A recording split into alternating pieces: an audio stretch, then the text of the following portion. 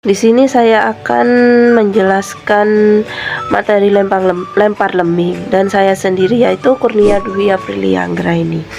Pada lempar lembing terdapat 3 bagian lembing yang disebut mata lembing, badan lembing, dan titik pusat gravitasi lembing. Ada bermacam-macam cara memegang lembing pada lempar lembing, yaitu ada 3 cara. Yang pertama cara Amerika, cara Finlandia, dan cara menjepit. Sedangkan saya sendiri dalam mempraktekkan lempar lembing ini menggunakan cara memegang lembing dengan cara Amerika, yaitu tombak atau lembing diletakkan tepat di telapak tangan di mana bagian ujung atau mata lembing tersebut menyerong hingga mendekati badan. Yang kedua, jari telunjuk mengenggam erat bagian tepi atau pangkal belakang lembing dan dikontrol oleh ibu jari dan kemudian diletakkan di bagian tepi belakang pegangan. Awalan itu gerakan permulaan dalam melempar lembing. Awalan dilakukan dengan cara langkah dan lari menuju ke batas tolakan. Awalan dilakukan 2 tahap, yaitu 7 langkah pertama dengan kecepatan rendah dan 6 langkah berikutnya dengan langkah lebih cepat dan diakhiri 3 langkah dengan langkah silang.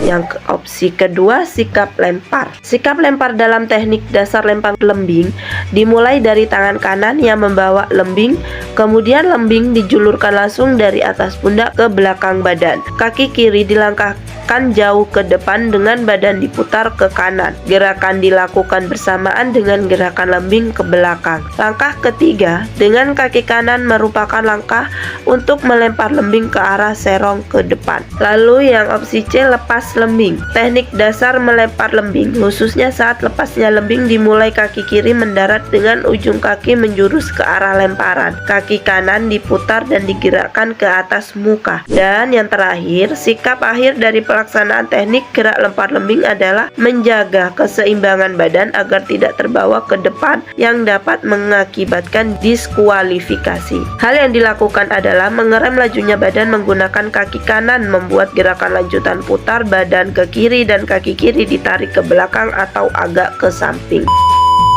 Assalamualaikum warahmatullahi wabarakatuh. Di sini saya Kurnia Dwi Aprilia Anggraini akan menjelaskan pengertian lompat jauh. Lompat jauh merupakan salah satu nomor lompat dari cabang olahraga atletik yang paling populer dan paling sering dilombakan dalam kompetisi kelas dunia termasuk olimpiade. Lompat jauh adalah suatu gerakan melompat ke depan atas dalam upaya membawa titik berat badan selama mungkin di udara atau melayang di udara yang dilakukan dengan cepat dan dengan jalan melakukan tolakan pada satu kaki untuk mencapai jarak yang sejauh-jauhnya. Yang kedua, teknik dasar lompat jauh. Dalam materi ini lompat jauh mempunyai 4 fase gerakan, yaitu awalan, tolakan, melayang, dan mendarat. Serta terdapat 3 macam gaya yang membedakan antara gaya yang satu dengan gaya yang lainnya pada saat melayang di udara.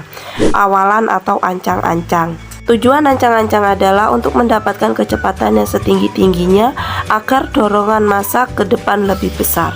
Cara melakukan awalan atau ancang-ancang lompat jauh sebagai berikut. Yang pertama, lari ancang-ancang tergantung pada kemampuan masing-masing.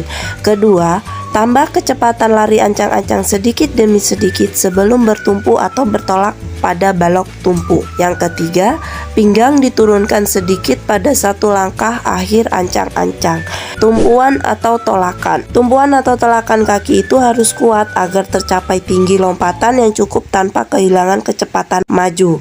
Kaki ayun digerakkan secara aktif agar membantu menaikkan badan dan menjaga keseimbangan berat badan sedikit di depan titik tumpuan. Cara untuk melakukan tumpuan atau tolakan dalam lompat jauh sebagai berikut.